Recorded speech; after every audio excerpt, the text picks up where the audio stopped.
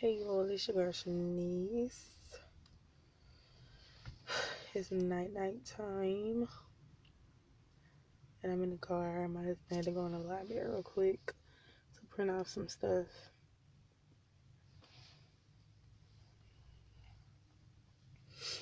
Anyways, I am feeling like very down.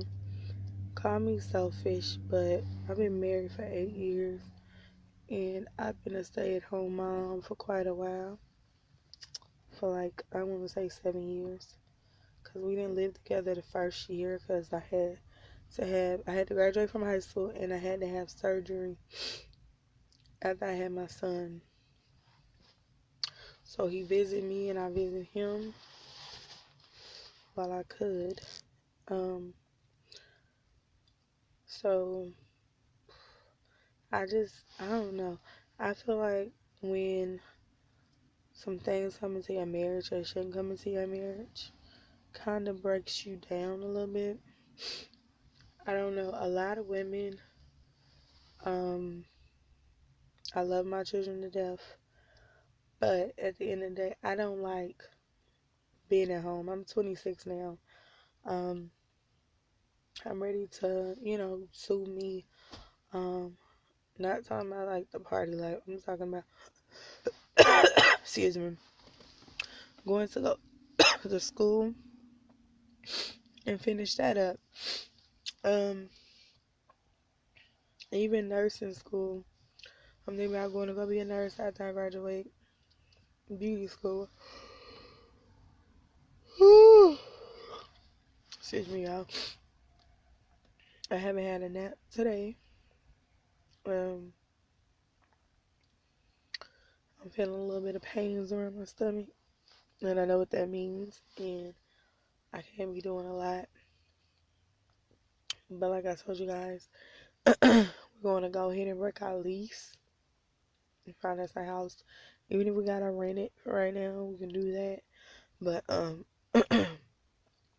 I just don't like going through things that I don't have to go through.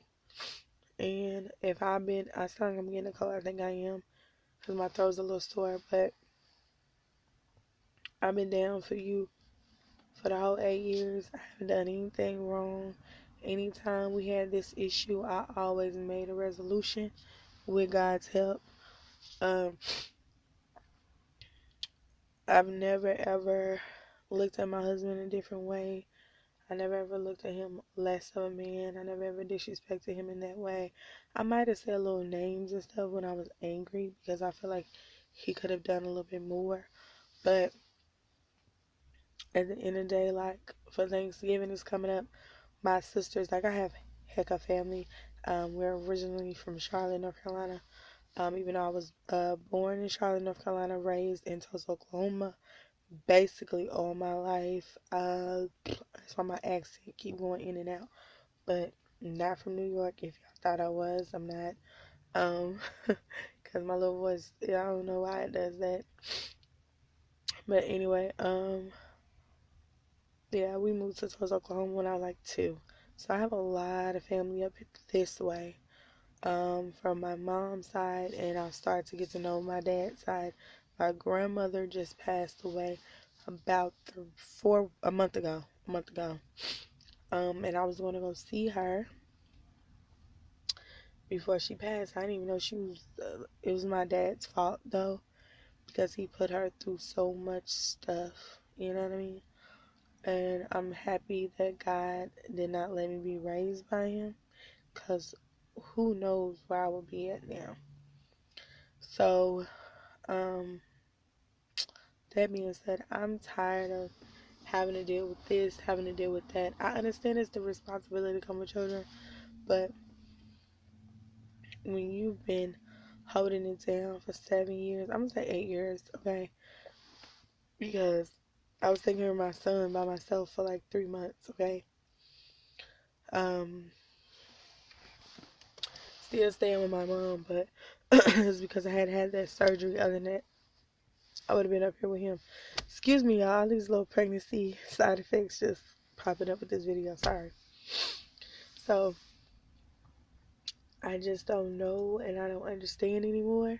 I'm not where I want to like commit suicide or anything like that.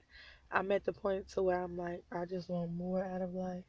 I just want to breathe. I just want more. I do not have my license. Shame me all y'all want. But I do not. Every time, it seemed like every time I was trying to get my license, something always came up. You could say it's an excuse, but something, it's either we lost our car, either um I became pregnant and my mindset became different. And guess what? I'm pregnant this time, and I think what's really motivating me, the fact that it's a girl. So my mind is like, okay, Shanice, let's go ahead, let's get it together, let's start driving. My mom is here, I think until next week. So if me and my husband have some free time or whatever away from the children, he's supposed to be taking me driving. And then when my husband lost the job he had before that, he's making bomb money now, but I mean, he had all that paid vacation, all that type of good stuff.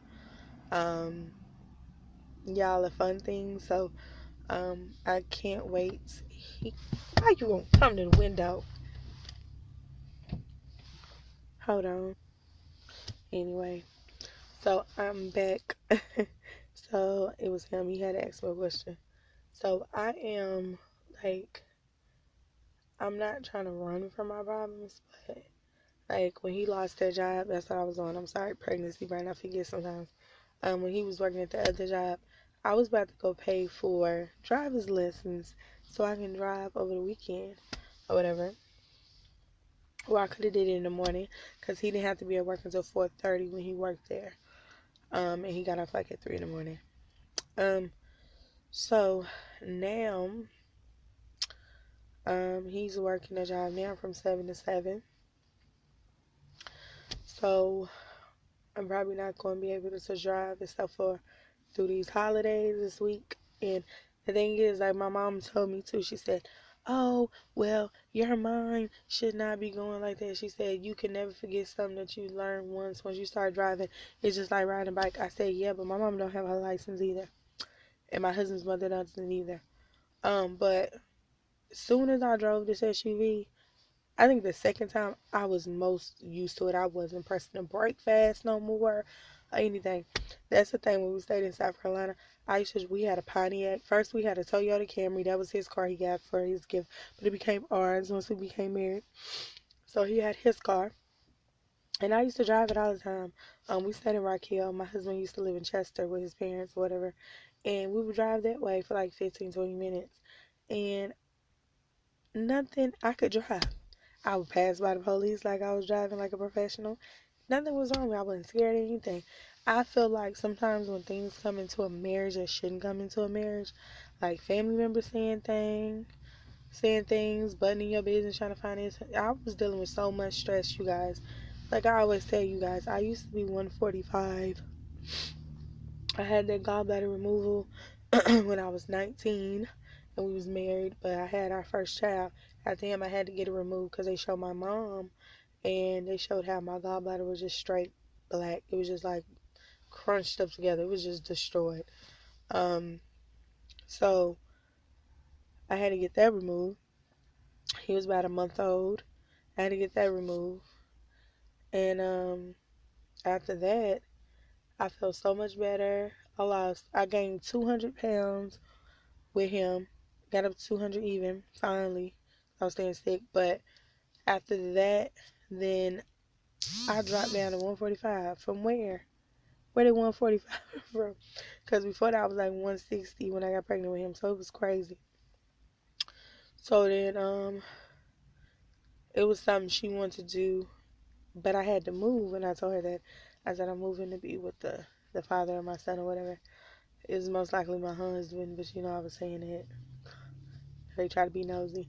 But anyway, um, so she wanted to put a stent in there and keep it in there for 6 months to make sure that I don't gain no weight.